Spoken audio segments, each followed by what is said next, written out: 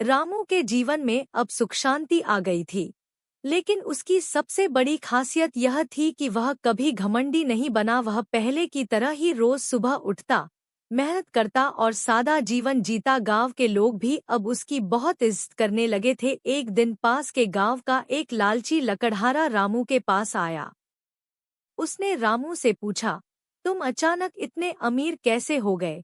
रामू ने सच्चाई से उसे पूरी घटना बता दी। यह सुनकर उस लालची आदमी के मन में भी लालच आ गया। उसने सोचा कि वह भी वही तरीका अपनाकर सोने चांदी की कुल्हाड़ियां पा सकता है। अगले ही दिन वह लकड़हारा नदी के किनारे गया और जानबूझकर अपनी कुल्हाड़ी पानी में फेंक दी। फिर वह जोर जोर से रोने और चिल्लाने लगा। थोड़ी ही देर में नदी का पानी फिर से चमका और वही देवता प्रकट हुए। देवता ने पूछा, तुम क्यों रो रहे हो?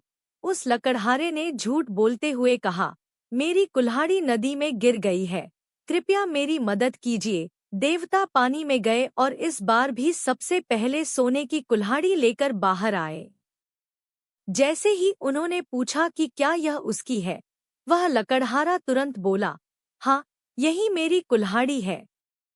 देवता उसकी बात सुनकर समझ गए कि वह झूठ बोल रहा है। वे नाराज हो गए और बोले, तुम लालची और बेईमान हो, तुम्हें तुम्हारी असली कुल्हाड़ी भी नहीं मिलेगी। इतना कहकर देवता गायब हो गए और वह लकड़हारा खाली हाथ रह गया। अब उसके पास न तो सोने की कुल्हाड़ी थी और न ही उसकी अपनी पुरानी कुल्हाड़ी। वह पछताते हुए गांव लौटा और अपनी गलती पर बहुत शर्मिंदा हुआ। रामू ने उसे समझाया, ईमानदारी ही सबसे बड़ी दौलत होती है, लालच करने से हमेशा नुकसान ही होता है। उस दिन के बाद वह लकड़हारा भी अपनी गलती समझ गया और ईमानदारी से मेहनत करने लगा। कहानी से सीख, लालच बुरी बला है और ईमानदारी ही सच्ची सफलता दिलाती है।